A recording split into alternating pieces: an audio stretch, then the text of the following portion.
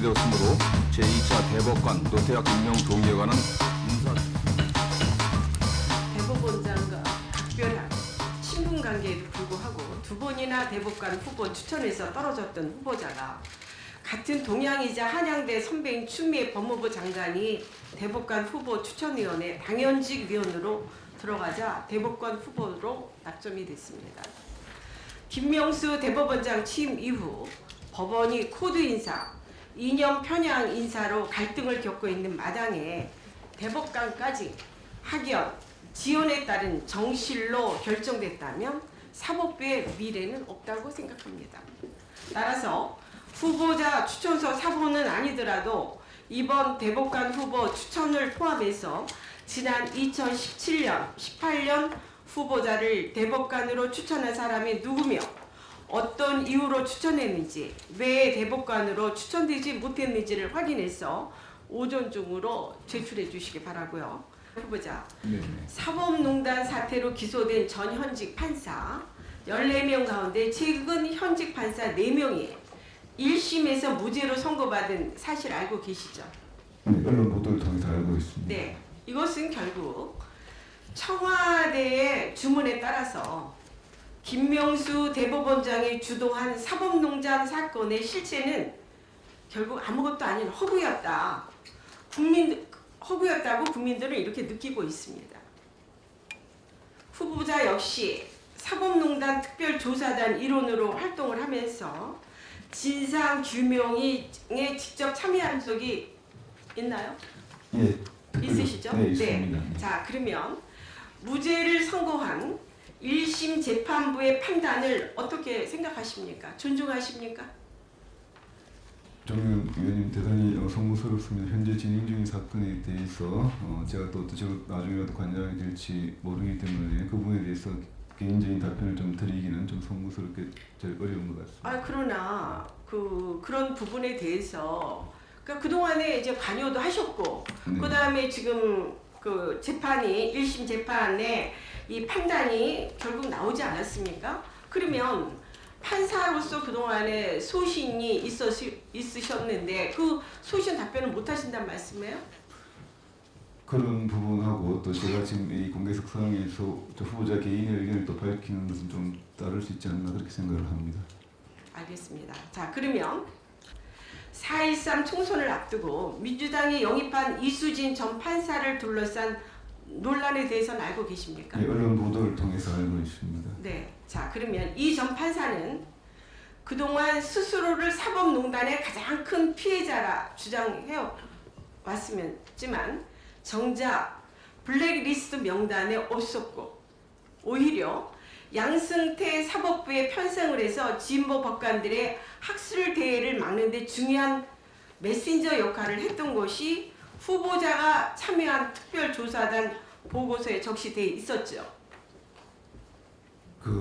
제가 이제 관여하게 된 것은 아마 1차 조사위원회, 2차 조사위원회를 거쳐서 마지막에 마지막으로 특별조사단으로 참석을 했습니다. 제가 그때 주된 대상은 아마는 행정처 차장, 당시 차장의 하드디스크에 들어가 있는 파일, 그 파일을 주로 대상으로 했는데 그 대상 조사 범위 내에서는 특별히 제가 기억을 못 하고 있습니다. 그러면 네. 이수진 그 앞에 1차, 2차 이런 거 전혀 검토문에 대해서는 보시지는 않으셨나요? 2차 검토문은 봤는데 그 당시 특별히 큰 기억이 남아있지 않습니다. 네, 자 그렇다 그러면 또 사법농단의 시작점이라 할 수 있는 상고법원 설치 논란에 있어서도 이 전 판사는 상고법원 설치를 적극 반대해 왔다고 주장을 했습니다. 이게 맞습니까? 저는 그 부분에서는 정확하게 기억을 못 하고 그런데 있습니다. 정작 본 의원이 알아본 바 2015년 이규진 양형실장과 함께 서기호 의원을 만나서 상고법원 설치를 부탁한 것으로 밝혀져서 이것도 역시 거짓말로 드러났습니다. 더욱이 이 전 판사는 2017년 법원 정기 인사에서 대법원 재판연구관으로 있던 3년 근무 연한을 채우지 못하고 2년 만에 대전지법으로 발령이 났습니다. 이건 알고 계시죠? 네, 언론 보도를 통해서 그렇죠? 알고 네. 있습니다. 그런데 당시에 뭐라고 얘기를 했느냐? 사법부의 인사 탄압이다. 이렇게 주장을 했습니다. 그래서 저희가 알아본즉 이전 판사의 업무 능력이 남들보다 현저하게 떨어져서 전출된 것이지 이런 인사 탄압 이런 것은 없었다. 이런 증언을 저희가 받아냈습니다. 이것처럼 숨 쉬는 것 빼고는 모든 것이 다 거짓말에 들통이 났지만 잘못을 뉘우치는 것은 고사하고 명단에는 없지만 나는 피해자. 비방이 커지니 비례대표라도 가야 한다. 이렇게 표현을 했습니다.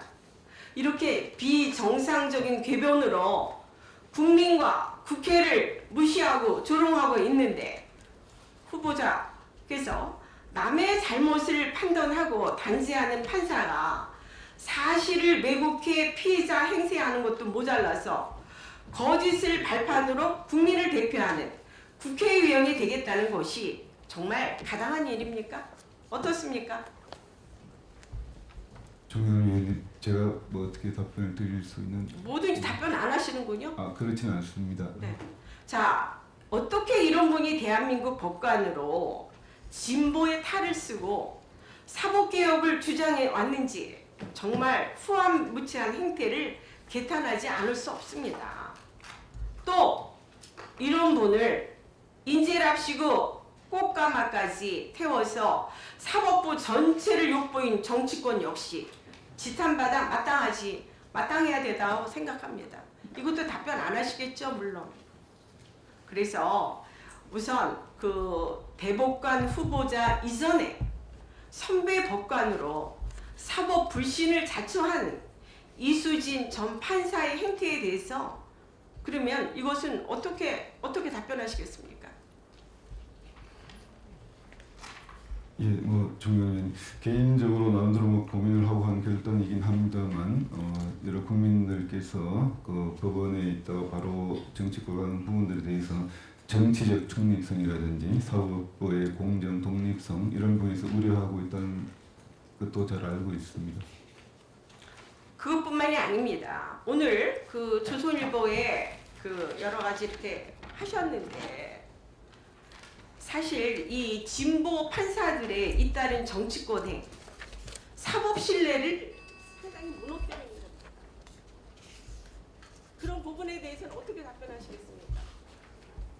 예, 상당수 국민들께서 그렇게 우려하신다는 것도 잘 알고 있습니다. 그냥 그렇게만 답변하시겠습니까? 그러니까 앞으로 이 사법부를 어떻게 끌고 나가시겠다든지 어떤 의견을 가지고 계시는지에 대해서 말씀 한번 하세요. 예, 제가 감히 말씀드리면은 이게 개인적인 차원에서 하는 것보다 저 아마 종영위원 국회의원들께서 시스템적으로 입법 정책적으로 가령 지난번에 법원조직법에서 통과가 된 것처럼 그 바로 법관을 그만두고 청와대 비서실에서 근무할 수 없다라든지 그런 규정을 두시면 오히려 예측 가능하고 의미가 있지 않을까 개인적으로는 그렇게 생각합니다. 예, 이은재 의원님 수고하셨습니다. 오전 마지막 질의는 기동민 의원님 하시겠습니다.